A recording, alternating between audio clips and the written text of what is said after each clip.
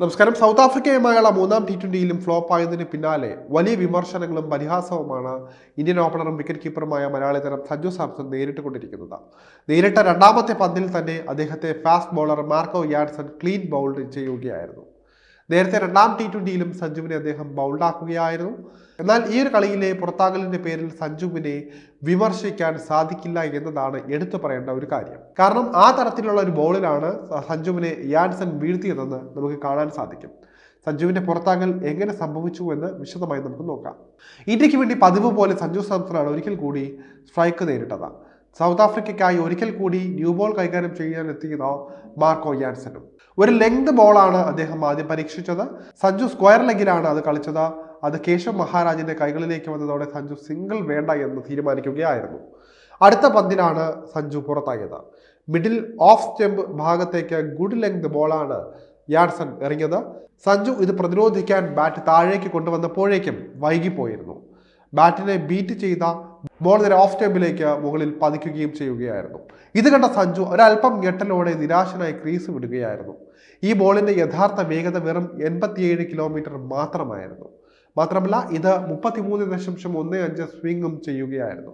Middle leg stump ഏരിയയിലായി 0.89 metre length ആയിരുന്നു ഈ ബോൾ പിച്ച് ചെയ്തത്.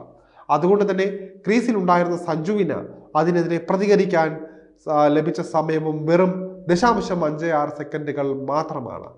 ഇത്തരമൊരു ബോളിനെ നേരിടുക സഞ്ജുവിന് മാത്രമല്ല ലോകത്തിലെ തന്നെ ഏതൊരു ബാറ്റർക്കും, പ്രതിഭാധനനായ ബാറ്റർക്കും അസാധ്യം തന്നെയായിരുന്നു എന്ന് പറയാം. ഇവിടെ സഞ്ജുവിനെ കുറ്റപ്പെടുത്തുന്നില്ല, അതുപോലെ തന്നെ മറിച്ച് നമ്മൾ യാൻസന്റെ പന്തിനെ പ്രശംസിക്കുകയും ചെയ്യുകയാണ്. അദ്ദേഹത്തിന്റെ സ്ഥാനത്ത് ലോകത്തിലെ മറ്റേതൊരു സൂപ്പർ ബാറ്റർ ആണെങ്കിലും ആ ബോളിൽ വീഴുക തന്നെ ചെയ്യും.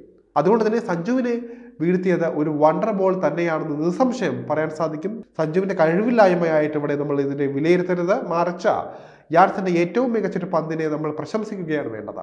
സ്കോർ ബോർഡിൽ അക്കൗണ്ട് തുറക്കും മുൻപ് തന്നെ സഞ്ജു സാംസന്റെ വിക്കറ്റ് നഷ്ടമായെങ്കിലും അത് ഇന്ത്യൻ ടീമിനെ ബാക്ക് ഫുട്ടിലാക്കിയില്ല എന്നതാണ് എടുത്തു പറയേണ്ട മറ്റൊരു കാര്യം. അഭിഷേക് ശർമ്മയും അഗ്രസീവ് ഇന്നിങ്സുകളുമായി കൗണ്ടർ അറ്റാക്കിംഗ് ഗെയിം പുറത്തെടുത്ത സൗത്ത് ആഫ്രിക്കയ്ക്ക് മേൽ കത്തിക്കയറുകയായിരുന്നു. രണ്ടാം വിക്കറ്റിൽ ഈ ജോഡി അടിച്ചെടുത്തത് 107 റൺസാണ്. സൗത്ത് ആഫ്രിക്കയുടെ പേസ് സ്പിൻ ബൗളിങ്ങിനെ വളരെ അനായാസം നേരിടാൻ ഇരുവർക്കും സാധിച്ചു എന്നതാണ് ഏറ്റവും പ്രധാനപ്പെട്ട കാര്യം.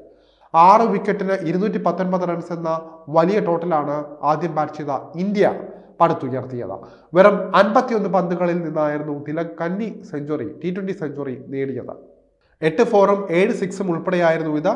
അഭിഷേക് 25 പന്തിലാണ് 50 റൺസ് അടിച്ചെടുത്തത്. 5 6ഉം 3 4ഉം ഉൾപ്പെടെയായിരുന്നു അഭിഷേകിന്റെ ഇന്നിങ്സ്. ഇരുവരെയും മാറ്റി നിർത്തിയാൽ ഇന്ത്യൻ ബാറ്റിംഗ് നിരയിൽ മറ്റാരും തന്നെ 20 റൺസ് പോലും തികച്ചിട്ടില്ല എന്നതും ശ്രദ്ധിക്കേണ്ട മറ്റൊരു കാര്യമാണ്.